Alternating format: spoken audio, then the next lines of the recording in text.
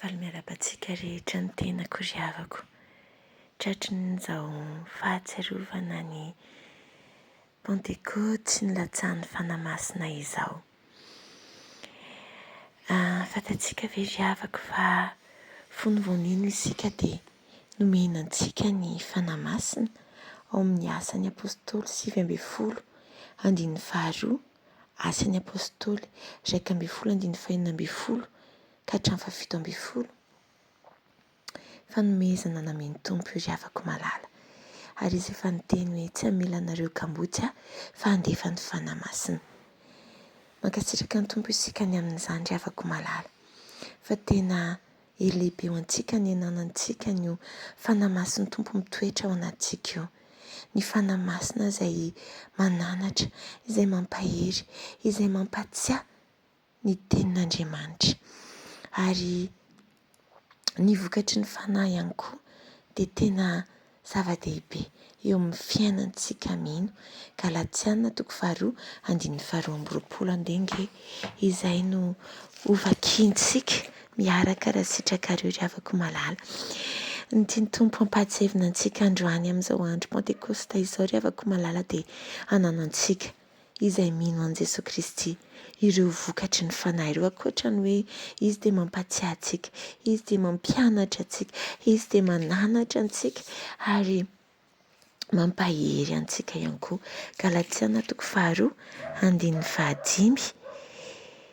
Galatiana 2:12 azafady ry havako malala. 2:12. Galatiana 2:12.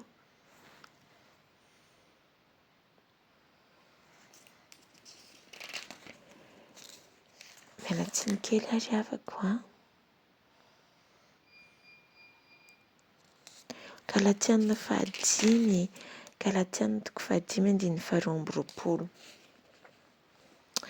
Amin'ny anaran'i Jesosy, fa ny vokatry ny fanahy kosa dia fitiavana, fifaliana, fiadanana, faharimpo, famoram-panahy, fanaovan-tsoa, fahamarinana, fahalemem-panahy, fahononam-po.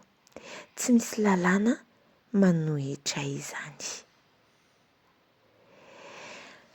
Tiany Tompo hampatsevin-tsika araka ilay teniko teo hoe manana ireo vokatry ny fanahy ireo isika ry havako malala. Hananantsika ny fitiavana, ny fifaliana, ny fiadanana, ny faharimpo, ny famoram-panahy, ny fanaovan-tsoa, ny fahamarinana, ny fahalemem-panahy, ny fahononam-po.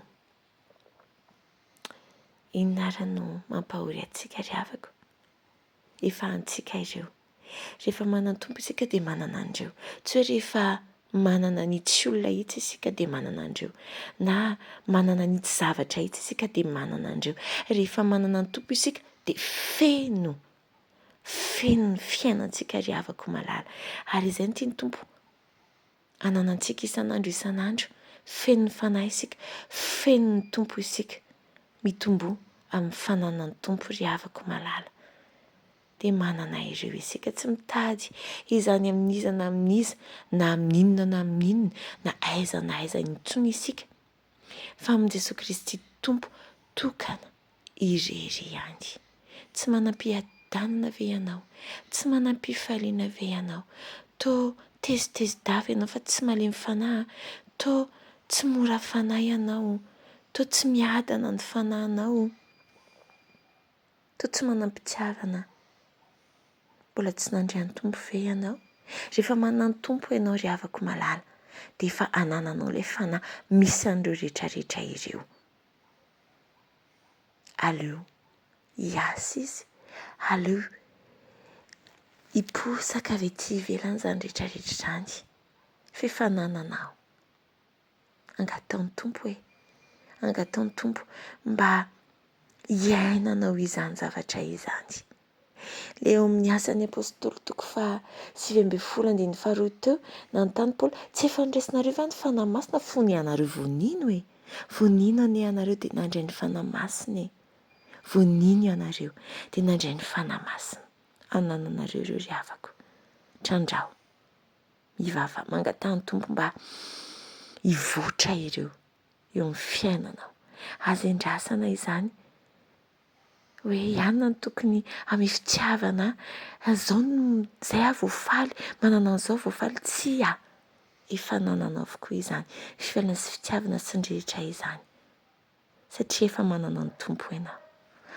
Karaha ankehitriny avelanao hiasa ny fanahy dia ho hitanao fa feno ireo vokatry ny fanahy ireo ianao. Dia an'Andriamanitra iry ihany voninahitra.